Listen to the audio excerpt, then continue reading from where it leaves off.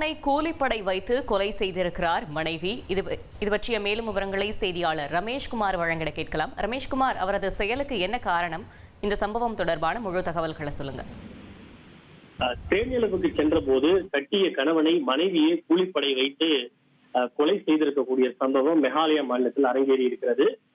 மத்திய பிரதேச மாநிலம் இந்தூரை சேர்ந்த ராஜா ரகுவன்ஷி என்பவருக்கும் சோனம் என்பவருக்கும் கடந்த மே 11ஆம் தேதி திருமணம் நடைபெற்றிருக்கிறது. ராஜா ரகுவன்ஷி அங்கு போக்குவரத்து தொடர்பான தொழிலை நடத்தி வரக்கூடியவராக இருக்கிறார்.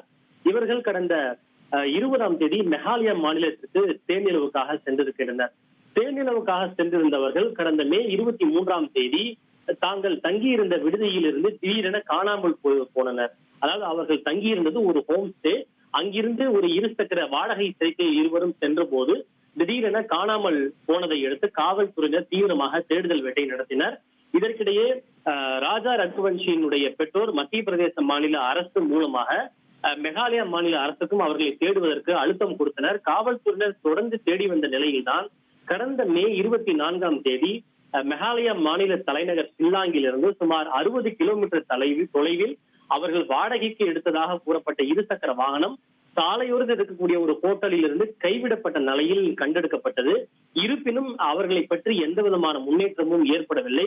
காவல்துறையினர், தேசிய பேரிடர் மீட்பு படையினர் ஆகியோர் நடத்திய தொடர் தேடுதல் வேட்டையில் 9 நாட்களுக்கு பிறகு, அதாவது மே 20 சைக்கிள் கண்டெடுக்கப்பட்டது மே 24, அதிலிருந்து 9 நாட்களுக்கு பிறகு கடந்த ஜூன் 2ஆம் தேதி குப்பை கொட்டுவதற்காக பயன்படுத்தக்கூடிய சுமார் 20 அடி பள்ளத்தாக்கிலிருந்து ராஜா ரகுவன்ஷியினுடைய உடல் மட்டும் அழுகிய நிலையில் கண்டெடுக்கப்பட்டது.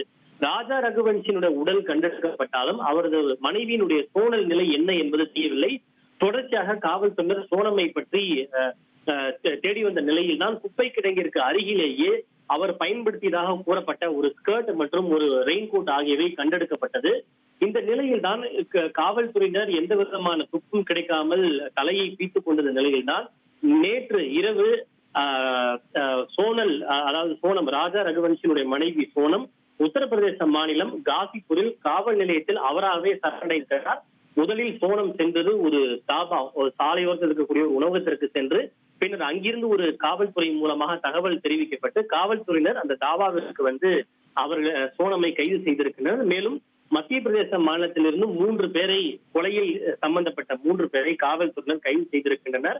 இந்த கைது செய்யப்பட்டவர்கள் ராஜா ரகுவன்ஷி கொலை செய்தது தாங்கள் தான் எனவும் தங்களை கூலிக்கு பணியமர்த்தியது ராஜா ரகுவன்ஷியினுடைய மனைவி சோனம் தான் என அதிர்ச்சிகரமான ஒரு தகவலை தெரிவித்திருக்கின்றனர். எனவே கட்டிய கணவனை திருமணமான 1 மாதத்திற்குள்ளாக மனைவியை கூலிப்படையை வைத்து கொலை செய்திருக்கக்கூடிய சம்பவம் பெரும் பரபரப்பை ஏற்படுத்தி இருக்கிறது. இதற்கான காரணம் என்ன, ஏன் அவர் கூலிப்படையை வைத்து கொலை செய்தார் என்பதெல்லாம் தெரியவில்லை. அது தொடர்பாக தொடர்ந்து விசாரணை நடைபெற்று வருவதாக மத்திய பிரதேச காவல்துறையினர் தெரிவித்துள்ளனர். தகவல்களுக்கு நன்றி ரமேஷ்குமார். செய்திகளை உடனுக்குடன் தெரிந்து கொள்ள உடனே சப்ஸ்கிரைப் பண்ணுங்க.